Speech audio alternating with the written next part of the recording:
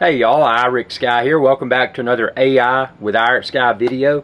And within this video I want to talk about why AI, artificial intelligence, could potentially be a bad thing. So let's look at, and let me preface this with, I love using AI. I use it for image creation, use it for audio generation, I use it for text generation, and I'm sure I'll be using AI.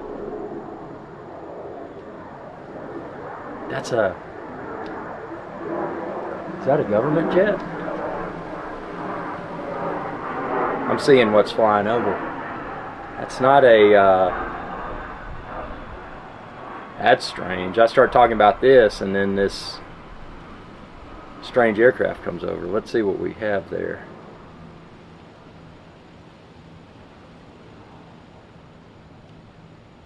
Private owner. A Cessna Citation CJ3. Private owner, yep, that's probably government.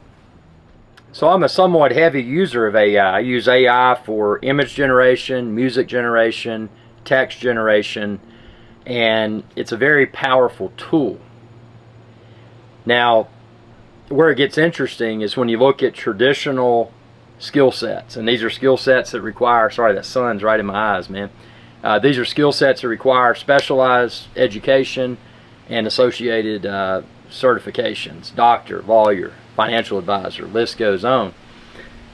Those sorts of traditional career paths that require a certain level of education and a certain quantity of certifications, many of which one has to continue to renew, those, looking at AI could potentially do all of those and then perform even more tasks.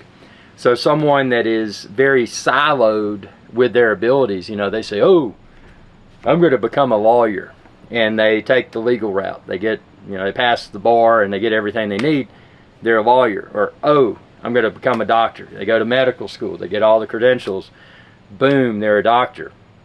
But with AI, if someone only had that ability, you know, that's how their mind was wired. If AI replaced it, what would they do? And that's the from a traditional way of thinking, AI is a disruptor, because we've always assumed that pursuing the educational path, obtaining those credentials, that's how to become quote unquote successful in life and how to create financial freedom. The ways that we felt historically are the only ways to accomplish that are now thrown out the door with AI, because AI is the great let's call it the great replacer, because it's a bag full of tools and it's not limited to a certain skill set. So whether you're in Mensa, you know, you get those fancy pens because you're quote unquote extremely intelligent, or you're a very sophisticated and intelligent individual and you've got your Ivy League education, all of that is thrown out the door, because AI is better than anyone from an intellectual perspective. So it makes me nervous. And what was funny, this camera that I'm filming with uses AI.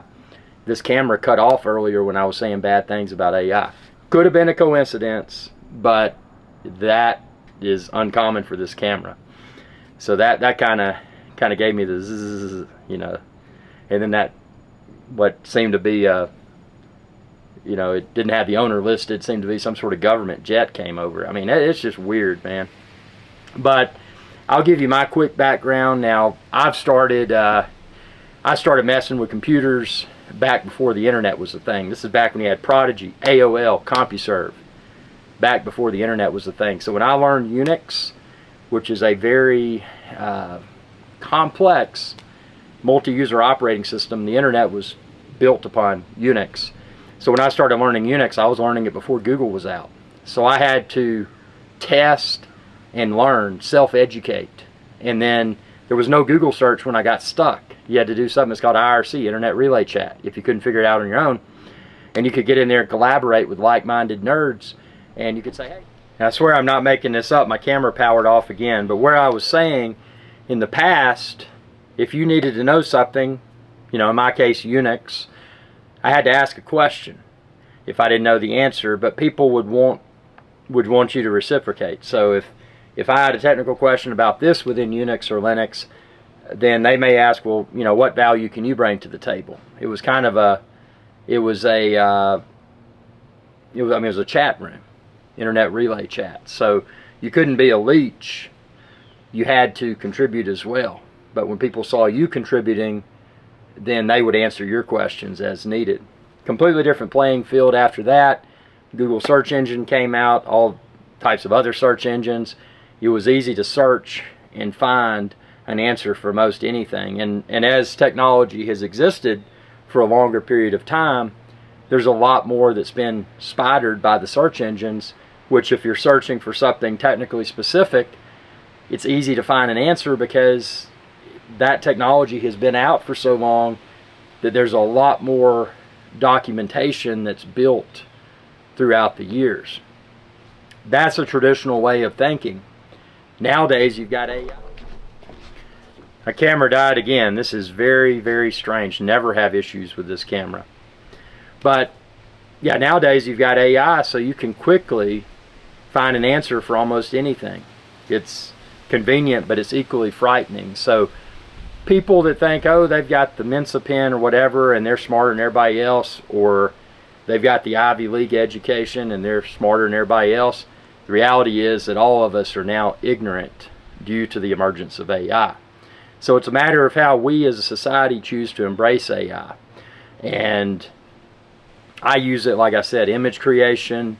I use it for audio creation, text generation. But that's just scratching the surface with AI. AI, I am cautiously aware of what it can and will bring to the table. Do I trust AI? No, because I'm not in control of AI. And that's the biggest unknown, is who will be ultimately in control of AI and how can they train artificial intelligence to behave. This is going to be well, it's the first time we've experienced this. AI is no longer just a fancy buzzword that you hear on the TV or the radio or online. AI is here, and AI is here to stay.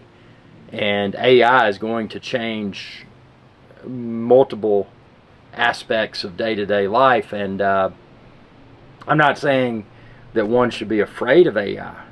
AI is very cool. I've been blown away with what I've been able to accomplish with AI.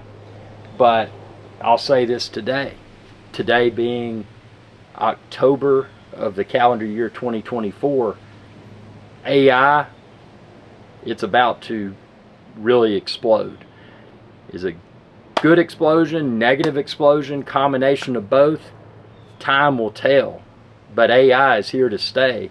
And my best suggestion for everyone, don't, as they say, don't put all your eggs in one basket. This is a time where someone should focus upon becoming multi-talented. In other words, don't just say, oh, I'm going to be a doctor, or oh, I'm going to be a lawyer, or oh, I'm going to be an electrician. Don't focus upon one career objective only, because that could prove to be catastrophic. AI is not a one-trick pony. AI can do it all. So as a human being, and this is assuming you don't have augmentations that make one smarter than a traditional human being, being a standard human being, you don't even have to have an exceptionally high IQ, but being a standard human being, focus upon exploring various career paths. And this is important, because if one is too siloed in their choices, meaning they're siloed, they've got blinders on, they're only thinking about this path or that path. If one is too siloed, it could definitely be catastrophic within the world of AI. So my biggest fears with AI, and I don't want to get into all the political pieces and all of that. People get into that and then they get into quote unquote conspiracy theories, blah, blah, blah. I don't want to go down that rabbit hole, but just looking at AI purely from a career perspective, AI is going to expose a lot of people that have certain credentials, have certain certifications. It's going to prove or disprove their true abilities. There's a lot of people that, because of financial means, etc., they can obtain things just because the dollar speaks. But do they really know what they're doing? AI is inevitably smarter than all people. So AI is going to expose the people that claim to have possessed or currently possess the knowledge. Because AI is going to say, well, you know what? They don't know what they're doing. Now, we got to be realistic with this. Human beings will never be as intelligent as artificial intelligence. So even people that are quote unquote geniuses, they're immediately ignorant in comparison to AI, because AI is so much more intelligent than even the verifiably most intelligent human beings. Am I afraid of AI? No. But has AI made me pivot from a business planning perspective? Oh, without a doubt. I run multiple businesses, and they're not all in one. They're not all in one category. And one thing that AI has done has prompted me to sit down, reevaluate my business plans, and explore new business opportunities, because we're not in the world we were in 5-10 years ago. And AI is rapidly going to change a variety of things. So don't let yourself become comfortable, and don't let yourself be siloed. You need to think outside the box. My best recommendation is to become an entrepreneur, and don't stick to the traditional career path, because what we've known for hundreds of years as being the quote unquote traditional career path is likely, there's a bee on my foot, is likely about to no longer exist. So it requires one to be successful going forward. It requires one to, I hate to use this phrase because it's overused, think outside of the box. And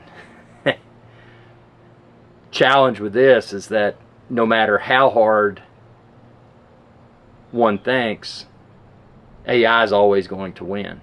So it's how can we as humans coexist with artificial intelligence? This is going to require a lot of thought. Stay tuned, subscribe, ring that bell, and check out all of my AI with IrixGuy videos.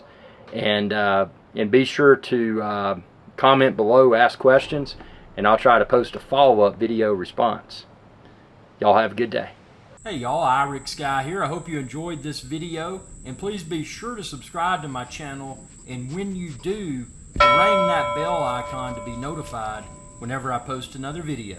Thanks for your viewership, and y'all have a good day.